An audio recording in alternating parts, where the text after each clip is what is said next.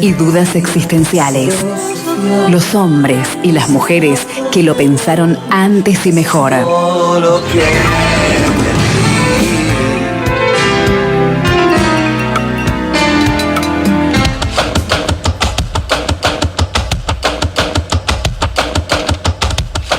Para hablar sobre la incapacidad del diálogo y su abordaje filosófico, recibimos a José San Martín. ¿Cómo estás, José? ¿Qué tal? Muy Bienvenido. bien. ¿Cómo anda? Lo veo abrigado. ¿Está fresco?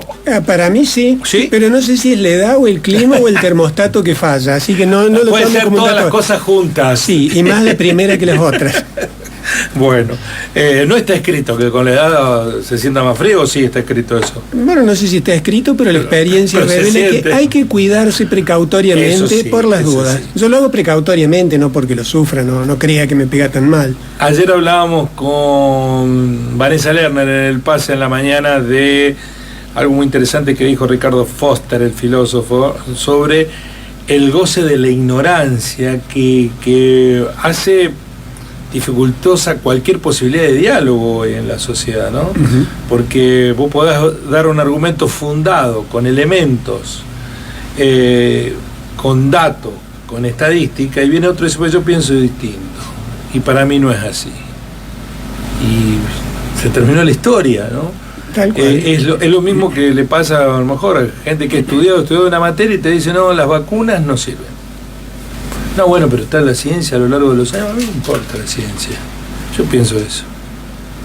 Bueno, ¿qué posibilidad de diálogo hay, de construir un diálogo social en esos términos, no? Es una especie de quimera.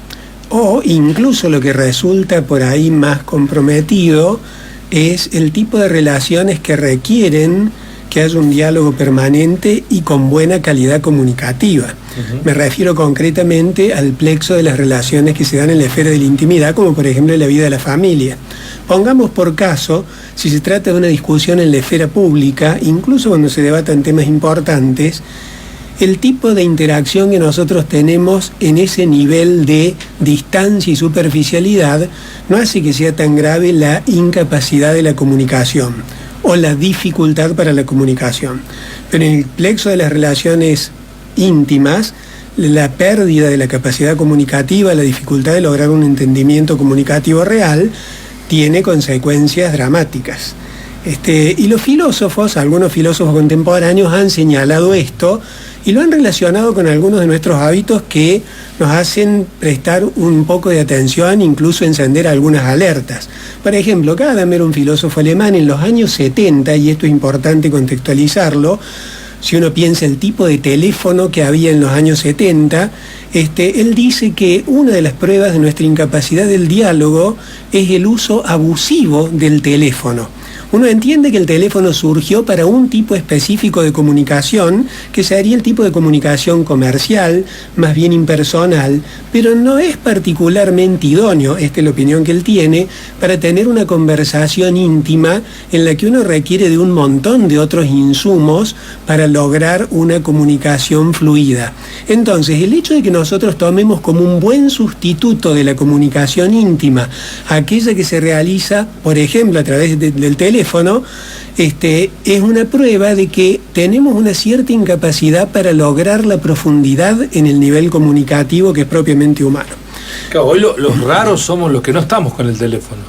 Bueno, probablemente eso sea un indicador más de hasta qué punto perdemos la sensibilidad de lo que significaría una comunicación en sentido estricto y profundo. Hemos perdido algunas de estas variables. Un filósofo francés, Merleau-Ponty, ponía como criterio de una buena comunicación entre personas que tienen una relación cercana el hecho de ser capaces de compartir las palabras y el silencio.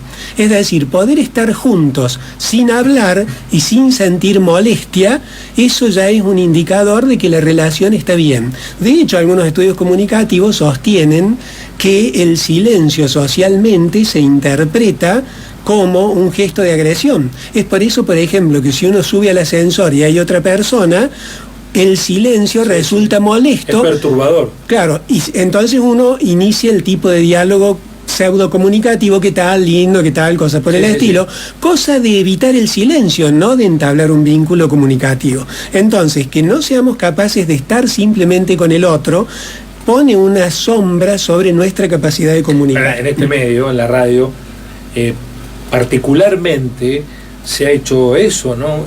Cargar de una semantización negativa al silencio. Vos te quedás callado y se lo menciona como un bache.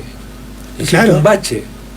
Vos haces una pausa para pensar la idea y te dicen, ¿qué te pasó? Estoy pensando, ¿no? Estoy construyéndola la idea. Hay una cuestión de menospreciar el silencio como elemento constitutivo del diálogo social. En el caso de la radio, por ejemplo, uno carece, salvo la transmisión que se haga también por streaming, en que uno puede ver a los locutores o a los entrevistados. En el caso de la televisión, por ejemplo, vale lo mismo. El problema no sería ese, porque digamos que hay una lógica del mensaje comunicativo radial que hace que un bache tenga otro sentido, porque uno no sabe si el locutor se murió, el entrevistado tuvo un ataque o pasó algo que uno no puede saber ni decodificaría un ruido comunicacional.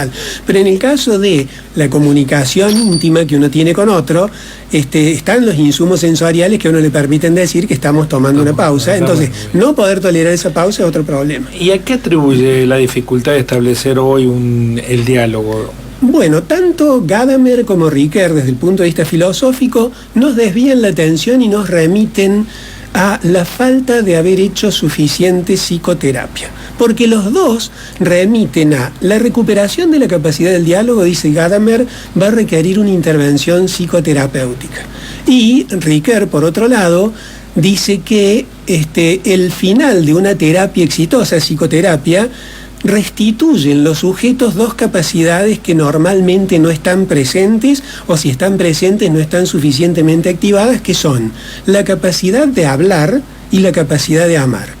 A nosotros nos interesa acá la capacidad de hablar. Para Ricoeur, siguiendo la ortodoxia del psicoanálisis freudiano, si no hemos terminado un psicoanálisis exitoso, tenemos que poner en duda nuestra capacidad de hablar.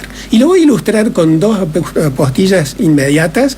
Una es tomada de Lacan, que en una nota de pie de página, en un consejo a los futuros psicoanalistas, dice: cuando llega el paciente, llega con una disposición al lenguaje que se caracteriza por lo siguiente: cuando habla de sí mismo, no les está hablando a ustedes, y cuando les habla a ustedes, no está hablando de sí mismo. El final de la terapia va a consistir en que al hablar de sí, les esté al mismo tiempo hablando a ustedes. Veamos cómo está disociado esto en la práctica cotidiana. Supongamos que uno acaba de tener un inconveniente importante en su vida, sale a la calle y se toma un taxi. Uno no quiere hablar de ese tema íntimo con el taxista, pero el taxista insiste y le pregunta a uno, ¿qué tal? ¿Cómo le va? Cuando le insiste otra vez, uno tiene una necesidad imperativa de contarle a alguien algo y le termina hablando de sí mismo y de su problema personal a una persona que es totalmente desconocida. O sea, habla de sí, pero no le habla a la persona con la que tendría que estar hablando. Sí, porque mi mujer me dijo, pero le tendría que decir a la mujer, no al taxista, por ejemplo. Y cuando le habla al otro, no habla de sí. Es el caso típico de la acción dramatúrgica con que somos capaces de manejarnos en la vida pública. Si yo les hubiera dicho lo que iba a hacer, no me votaba nadie. O sea, si alguien le quiere vender un auto, le habla a usted como futuro comprador, pero no habla de sí, sabe un montón de cosas que no le dice. Entonces, lo difícil es, y esto es lo que probaría la teoría psicoanalítica de Lacan, es que nos cuesta unir las dos cosas: hablar de nosotros mismos al otro que es el destinatario real del mensaje. Y la otra puntualización, que a mí también me parece muy interesante... Eso de conectar las dos cosas, ¿no es la coherencia?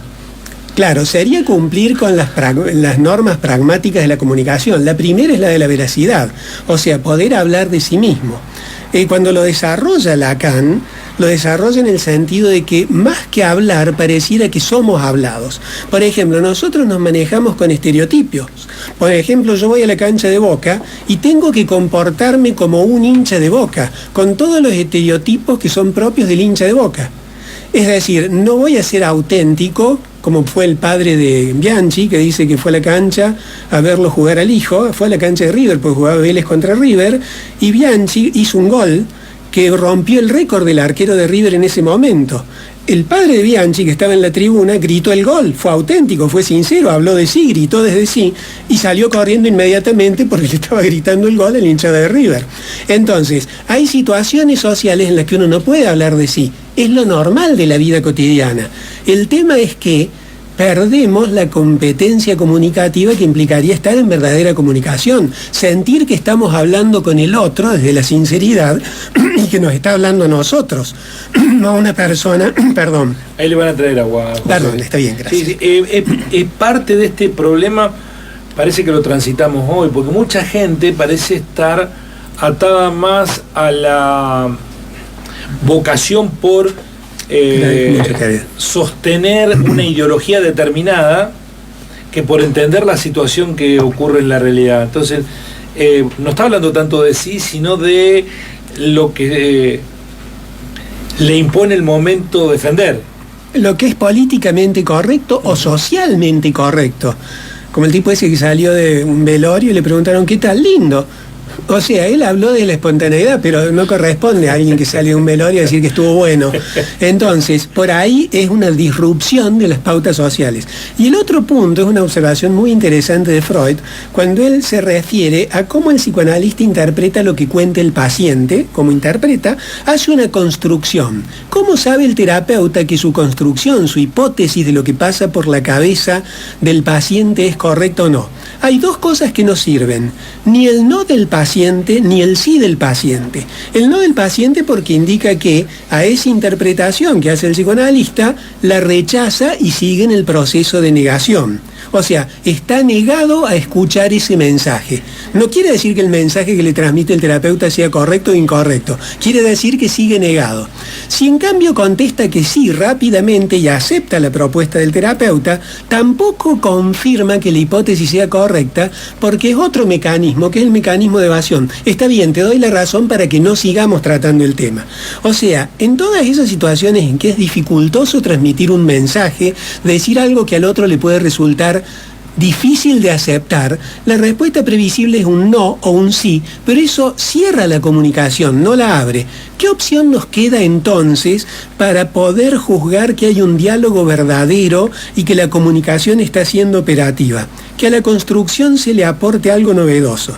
Quiere decir que el interlocutor primero recibió el mensaje y segundo se lo apropió de una manera creativa que le permite añadirle algo que hace que el juego del ping-pong siga. Es la dialéctica, ¿no es exactamente.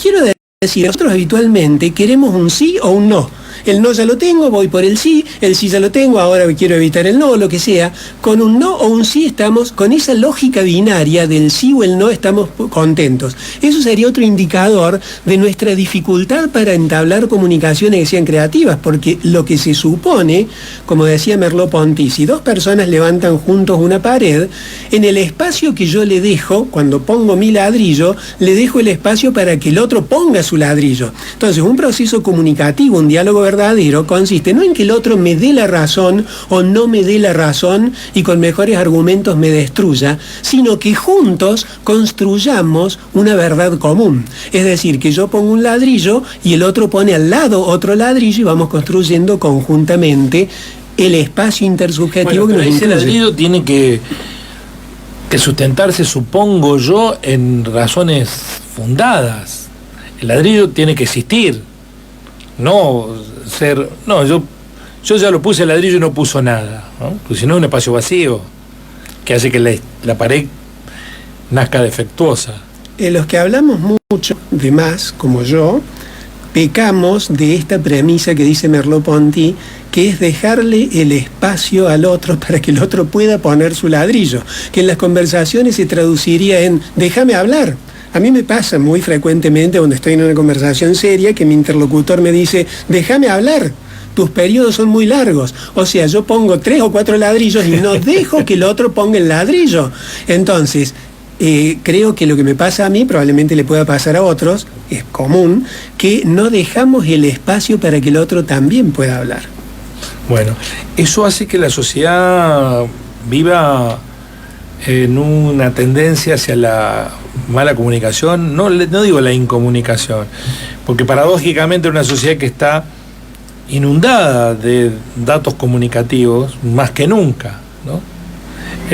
Pareciera que en lugar de mejorar la comunicación se deterioró. De hecho, nosotros con el celular en la mano accedemos a mucha más información de la que teníamos cuando yo era chico. Pero la comunicación me parece que empezó a perder calidad, porque uno evita hablar. Está conectado con tecnología, no con personas. Tal cual. Si el teléfono en los años 70 era debatible, el tema del uso del celular y los medios de comunicación hoy sería todavía más debatible y objeto de una revisión más profunda. Yo, para cerrar, recordaría cuál es la anécdota que fue el disparador de esta intuición que tuvo Gadamer. Fue un día en un hotel que él vio una delegación de finlandeses, una delegación sumamente numerosa, y cuando él entró se sorprendió por el silencio que había, que era incompatible con la imagen de una mesa larguísima llena de finlandeses que estaban almorzando en ese momento sin pronunciar una palabra.